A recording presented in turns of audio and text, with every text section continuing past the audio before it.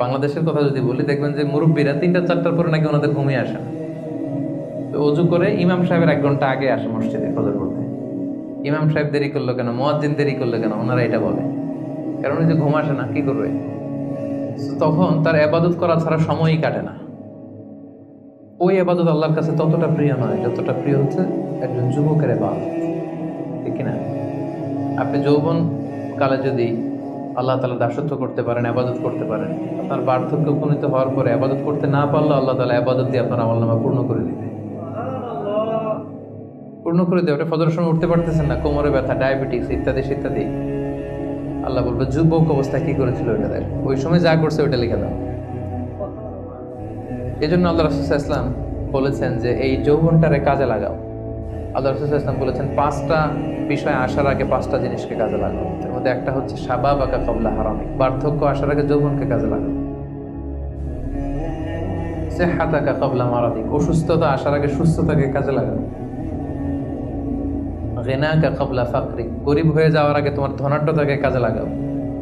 ফারাগাকা ক্বাবলা শুগলিক, ব্যস্ত হয়ে যাওয়ার আগে অবসরটারে কাজে লাগাও। হায়াতাকা ক্বাবলা মাউতিক, মৃত্যু আসার আগে জীবনটারে কাজে লাগাও। এই জন্য যৌবনটাকে যেন আমরা কাজে লাগাই, প্রিয় ভাই। এবং কিয়ামতের ময়দানে 5টা প্রশ্ন করা হবে। এই 5টা প্রশ্নের উত্তর না দিয়ে কোনো বনি আদম পাই নাড়াতে পারবে না, পা নাড়াতে পারবে না। এর মধ্যে প্রথম প্রশ্ন আন হায়াতিহি ফিমা আফনা, তার জীবনটা সে কোন কাজে লাগিয়েছে। ওয়া আন শাবাবিহি ফিমা আবলা, জীবনের মধ্যে যে যৌবন ছিল ওই সময় কি করছে। তো সে কি ইসলামের বিরুদ্ধে তার কাজ করেছে? হারাম কাজগুলোতে সময় ব্যয় করেছে? হারাম ব্যবসা করেছে? হারামের সাথে সম্পৃক্ত ছিল? ইসলাম বিরোধী গোষ্ঠীর সাথে সম্পৃক্ত ছিল? আপনাকে জিজ্ঞেস করা হবে যে এই যৌবনের সময়টা আপনি কি কাজে লাগিয়েছেন, নাকি ইসলামের পক্ষে ছিল, যা করেছে ইসলামের পক্ষে কাজে লেগেছে। সম্পদ কোত্থেকে উপার্জন করেছে, কোথায় ব্যয় করেছে, যতটুকু জেনেছে ততটুকু মেনেছে কিনা। এই 5টা প্রশ্নের উত্তর দেওয়ার আগে বনি আদম কিয়ামতের ময়দানে পাই নাড়াতে পারবে না। এজন্য দ্বিতীয় শ্রেণী হচ্ছে ওয়াশাবুন নাশাআ ফি ইবাদাতিল্লাহ, এমন যুবক যে তার যৌবনকে আল্লাহর ইবাদতে কাজে লাগিয়েছে। এজন্য যৌবনটাকে যেন আমরা কাজে লাগাই। মনে থাকবে সবার, সবাই কিন্তু আপনারা যুবক, এই সময়টা পাবো না, আমরা মিস করবো কিছুদিন পরে। এই যে কুচকুচে কালো দাড়ি, আপনার কি মনে হয় আজীবনই কালোই থাকবে?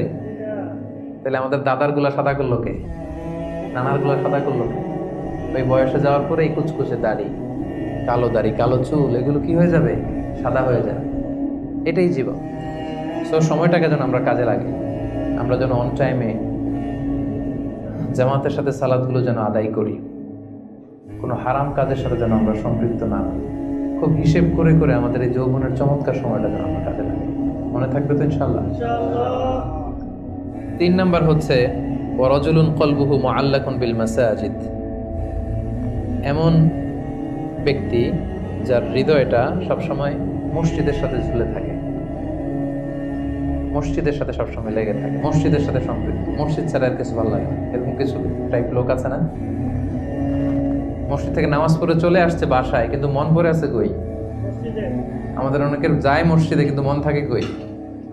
বাড়িতে। উল্টা হয়ে যায় আর কি, উল্টা যেন না হয়।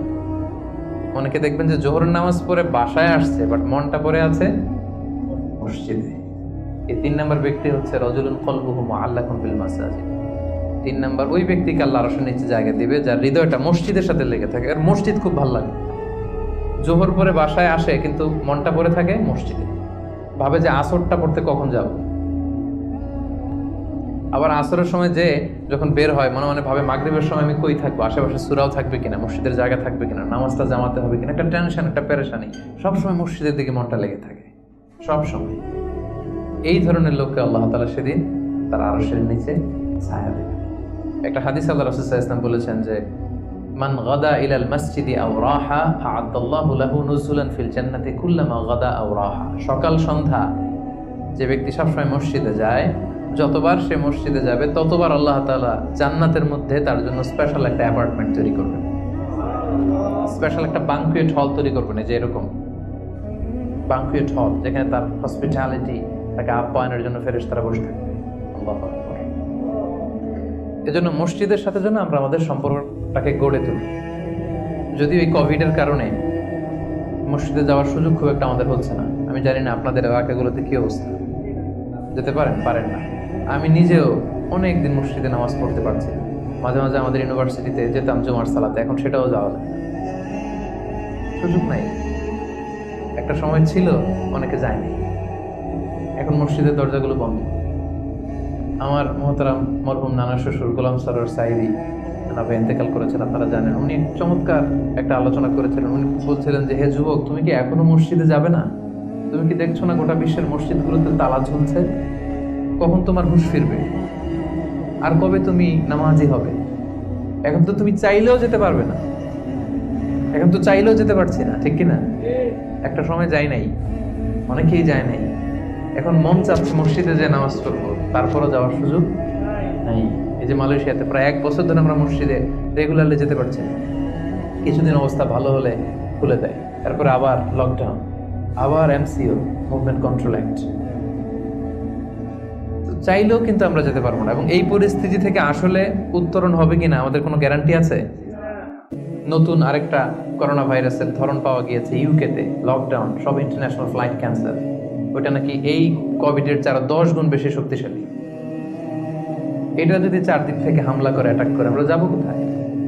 একটা সময় মসজিদে আমরা যাই নাই, এখন চাইলেও যেতে পারছি না। সম্মানিত ভাইয়েরা, আমরা আল্লাহ তাআলার কাছে দোয়া করি যে আমাদের এই কঠিন পরিস্থিতি থেকে আল্লাহ তাআলা আমাদেরকে উত্তরণ দিক, মসজিদগুলোকে আল্লাহ তাআলা খুলে দেওয়ার ব্যবস্থা করে দিক, আমরা যেন আবার আগের মতো মসজিদে যে আল্লাহ তাআলাকে সেজদা দিতে পারি। সো রাজুলুন কলবুহু মুআল্লাকুন বিল মাসাজিদ। 3 নাম্বার হচ্ছে এমন ব্যক্তি যার অন্তরটা সবসময় মসজিদের সাথে লেগে থাকে। দেখবেন অনেক লোক আছে মসজিদে গেলে ভালো ফিল করে, he feels good, he feels very comfortable. মসজিদে গেলে কেমন যেন একটা আরাম লাগে, শান্তি লাগে, প্রশান্তি অনুভব হয়, হয় না আপনাদের? মসজিদে গেলে অনেকের ঘুমও চলে আসে শান্তির সাথে। মসজিদে জুমার খুতবা দেওয়ার সময় ঘুম আসে না অনেকের? কারণ ওই সব গুনার বোঝা তো মসজিদের বাইরে ফেরেশতারা রেখে দিয়েছে। এবার হালকা হয়ে, পাতলা হয়ে, প্রশান্ত চিত্তে মসজিদে ঢুকলে প্রশান্তির ঘুম চলে আসে। এই জন্য আমাদের কামনা, ইচ্ছা, বাসনা, আকাঙ্ক্ষা এমন যেন হয় যে আমরা যেন সবসময় মসজিদ কেন্দ্রিক থাকতে পারি। কাজী নজরুল খুব চমৎকার করে লিখেছেন, মসজিদেরই পাশে আমার, যাতে গড়ে বসে মুয়াজ্জিনের আজান শুনতে পাই। শুনেছেন না আপনারা? মসজিদেরই পাশে আমায় কবর দিও ভাই, যেন গড়ে হতেও মুয়াজ্জিনের আজান শুনতে পাই। আমার গোরের পাশে দিয়ে ভাই নামাজিরা যাবে, পবিত্র সেই পায়ের ধ্বনি এ বান্দা শুনতে পাবে। গোরাজাব হতে গুনাহগার পাইবে রেহাই। বলেন সবাই, মসজিদেরই পাশে আমায় কবর দিও ভাই, যেন গড়ে হতেও মুয়াজ্জিনের আজান শুনতে পাই। কত মুমিন নামাজি ভাই মসজিদাঙ্গিনাতে, আল্লাহর নামের জিকির করে লুকিয়ে গভীর রাতে। আমি তাদের সাথে ওই আল্লাহ নাম জপতে চাই, আল্লাহর নাম জপতে চাই। মসজিদেরই পাশে আমায় কবর দিও ভাই, যেন করে হতেও মুয়াজ্জিনের আজান শুনতে পাই। পড়েন আমিন।